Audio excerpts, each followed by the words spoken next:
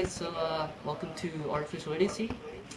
In this video we're going to be talking about licensed games or movie games, and we'll just start the discussion with the question like, what makes these licensed games bad, or what keeps the perception that these games are just not good as non-licensed games? The problem with these like movie-based games, the licensed games, may not be really.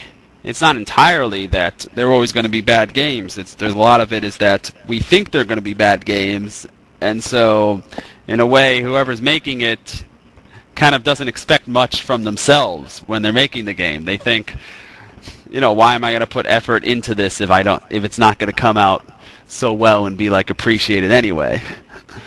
So, that leads to you get the random small teams like under a publisher that are making these games, and like they're not really the most talented people.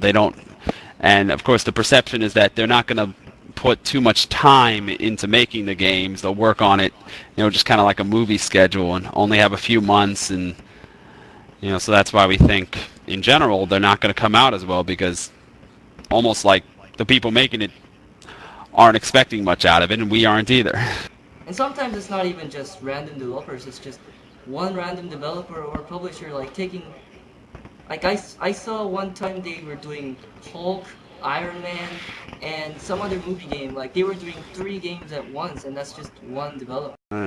You're saying some publisher grabbed like a bundle of Marvel licenses and just said, okay, we're going to take like a bunch of different comics and get the rights and start making all those games. And get a quick profit, hopefully. That certainly does pressure the developer quite a bit, too. I mean, I think with the Hulk and Iron Man, you say those are 2 games you could make a hell of a game off of, and at least with the Hulk, they have made one before. So, I don't know. We can't expect much because we know they're going to be rushed anymore, but what would happen if they weren't rushed? It definitely, I think, the one thing that kind of makes movie games so bad is they're just so unpolished. Like Iron Man, the controls are broken, and there's so many glitches and bugs. It definitely, developers gets more focus and more time. That's definitely gonna get worked out. But at the same time though, like, would that really, if the licensed game was perfectly polished and the gameplay was perfectly fine, would that really make it a licensed game? I mean, a game worth purchasing over a non-licensed title? Can a movie game ever be great? Yeah, I think it would be easier to swallow, like as a purchase, if at least all the technical parts of the game held up. I don't know. It's kind of a tough call because I know I never go out and purchase a licensed game at all. Only one I've ever really purchased was the Bourne game, and I still regret purchasing it. I did enjoy it, but I regret purchasing it. Right. And what's interesting, some licensed games actually bring in like really new ideas that push whatever genre they're going for. I remember like Stranglehold started doing like these bullet time sequences and like a whole bunch of different special abilities you gain as rack up kills, whatever. Like definitely the ideas are there. So like if new ideas and more polish was probably added into it, I guess licensed games would be like very well worth, or at least it'd be easy to swallow more than what they are pretty much have been. It would be nice if they'd at least start by getting the polish in there, and then maybe we can think about, okay, bring some new ideas, use the licensed game as a springboard to actually bring in something new and not just think, oh, it's just going to be another third-person shooter. Well, it comes back a lot to the source material. I think, at least for me, it does. Mm-hmm. So license matters, I guess, yeah. I mean, I wouldn't be playing Wall-E no matter how well it was made. At some point, it's licensed games, we traditionally call them the cash-in titles, where it's like, in a way, they don't want to do too much with the game because they just want to do what it takes to make the game sell. So you just got to please the fans of the game that want to actually get that game, and it doesn't have to be a great game. It just has to be something that fans of that property would want to play. I feel like the industry is kind of changing.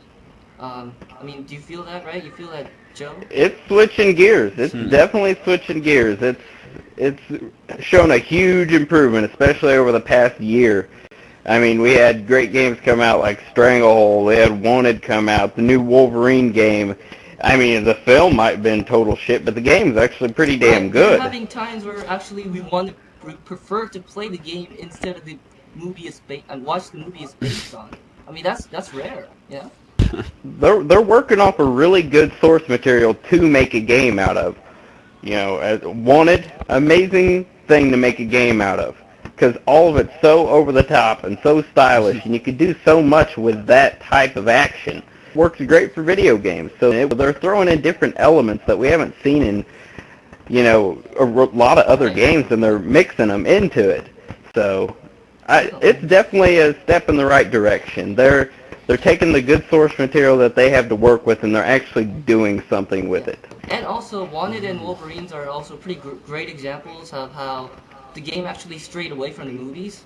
So, like, Stranglehold is a sequel to, like, the John Woo license title, right? It really is a continuation of the story of the movie. Like, you don't if you didn't watch the movie, you could still enjoy the story of the game itself because the story is different. I think if licensed games started making their own different kind of path or story narrative, I think that'd be better too as a gamer who just who's already seen the movie, you know? Yeah. Well, they're making this for the fans. That's another thing that I really like. And what I thought Wolverine and Stranglehold and Wanted and all that was fan service there. They were taking care of their fans in a good way.